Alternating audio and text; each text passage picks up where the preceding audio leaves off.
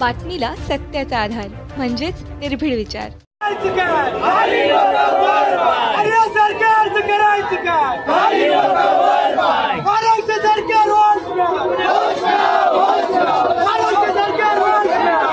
PESA पदभरतीच्या मागणीसाठी दिनांक 28 August 2024 रोजी नाशिक येथील आदिवासींच्या जन आक्रोश मोर्चात बिरसा फायटर्सच्या कार्यकर्त्यांनी मोठ्या संख्येत सहभागी होऊन उलगुलान केला। बिरसा फायटर्सचे राज्यातील पदाधिकारी आणि कार्यकर्ते नंदुरबार, धुळे, नाशिक, ठाणे या भागातून कार्यकर्ते मोठ्या संख्येने सहभागी झाले होते। पेसा भरती झालीच पाहिजे, आदिवासींना न्याय मिळालाच पाहिजे, शिंदे सरकार होश में आवो, आमच्या मागण्या पूर्ण करा नाहीतर खुर्च्या खाली करा, बिरसा करे उलगुलान। हम अपना हक मांगते नहीं किसी से भीख मांगते, आरक्षण आमच्या हक्काचे नाही कुणाच्या बापाचे, अशा जोरदार घोषणा देण्यात आल्या। हा मोर्चा तपोवन मैदान, औरंगाबाद नाका, निमाणी, मालेगाव स्थानक, रविवार Karanja, red cross signal, Shalimar, CBS ते जिल्हाधिकारी कार्यालय आदिवासी विकास भवन नाशिक पर्यंत काढण्यात आला। मोर्चात लाखोंच्या संख्येने आदिवासी बांधव उपस्थित होते। दिनांक 12 ऑगस्ट 2024 रोजी पेसा भरतीच्या मागणीसाठी नाशिक येथे जिल्हाधिकारी कार्यालय व आदिवासी विकास भवन समोर रास्ता रोको आंदोलन करण्यात आले होते। तेव्हाही बिरसा फायटर्सचे कार्यकर्ते मोठ्या संख्येने रास्ता रोको आंदोलन सहभागी झाले होते। पेसा भरतीच्या नाशिक येथील जन आक्रोश मोर्चात नंदुरबार जिल्ह्यातील एकही आमदार, खासदार सहभागी झाले नाही, म्हणून त्यांचा निषेध व्यक्त करण्यात आला।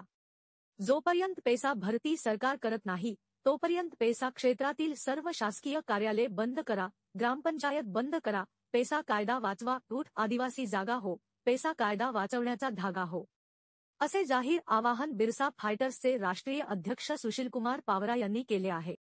आदिवासी समुदायाचा जन आक्रोश मोर्चा आदिवासी विकास भवन नाशिक येथे भव्य अशा स्वरूपात काढण्यात आलेला आहे।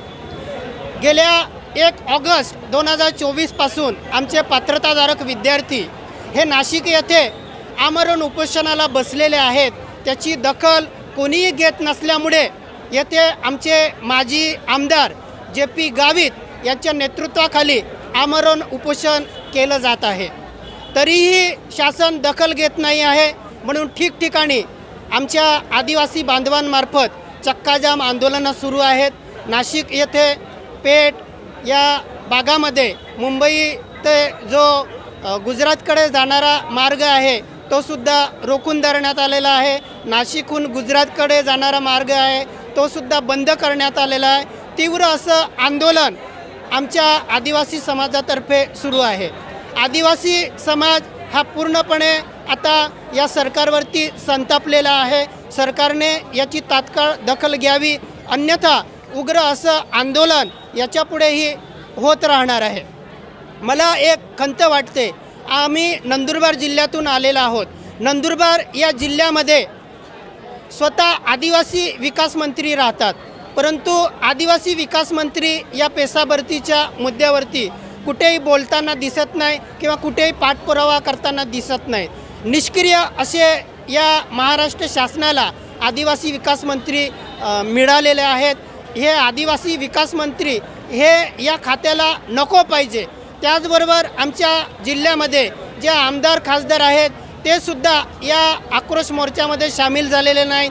आमच्या या पेसा भरतीच्या आंदोलनाचं कोणीही नेतृत्व करताना दिसत नाही, सहभागी होताना दिसत नाही, म्हणून या आमदार खासदारांचाही आम्ही निषेध व्यक्त करतो। या आमदार खासदारांना आम्ही येत्या निवडणुकीमध्ये यांची जागा दाखवणार तर आहोत, परंतु शासनालाही आम्ही जाहीर आवाहन करतो आणि त्यांना एक इशारा देतो की शासनाने तात्काळ या पेसा भरतीच्या विषयावरती तोडगा काढावा, अन्यथा आम्ही संपूर्ण महाराष्ट्र चक्काजाम करून टाकू। ठिकठिकाणी रास्ता रोको आंदोलन आता करणार आहोत। सर्व सरकारी कार्यालय आम्ही बंद पाडणार आहोत आणि जो कायदा सुव्यवस्था बिघडेल त्याला सर्वस्वी जबाबदार हे शासन राहणार आहे। आम्ही हा लढा अजूनही तीव्र करणार आहोत। लढेंगे, पेसा भरती, अरे पेसा भरती। आदिवासी जय बिरसा आज रोजी नाशिक येथे आदिवासी विकास भवन येथे बिरसा फायटर संघटना महाराष्ट्र राज्य जे आमचे विद्यार्थी 1 तारखेपासून इथं आमरण उपोषणाला बसलेले आहेत.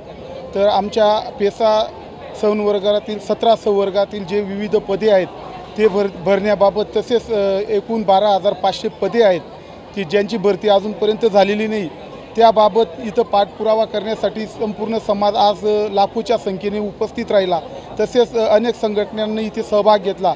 त्याचप्रमाणे आम्ही बिरसा फायटर संघटनेचे नाशिक जिल्हा, नंदुरबार जिल्हा, सर्व राज्यातील कार्यकर्ते उपस्थित राहून उद्या याबाबत जो उपोषण आहे JP गावित साहेबांचा, तो कंपल्सरी सुरू ठेवण्यात आला असून उद्यापासून दिंडोरी, नंदुरबार असे सर्व जिल्ह्यातील सरकारी जे कार्यालय आहेत ते बंद पाडण्यात येतील. तसेच हे आंदोलन अजून तीव्र स्वरूपात यापुढे जारी होणार आहे. तसेच आज जे आमचे विद्यार्थी बसलेले आहेत 28 दिवसापासून, त्याची शासनाने लवकरात लवकर दखल घ्यावी, अन्यथा पुढील काळात समाजाकडून तसेच सर्व आदिवासी संघटनांकडून महाराष्ट्रभर तीव्र स्वरूपाचे जन आंदोलन हे निर्माण होऊन याला जबाबदार सर्वस्वी हे शासन राहणार आहे.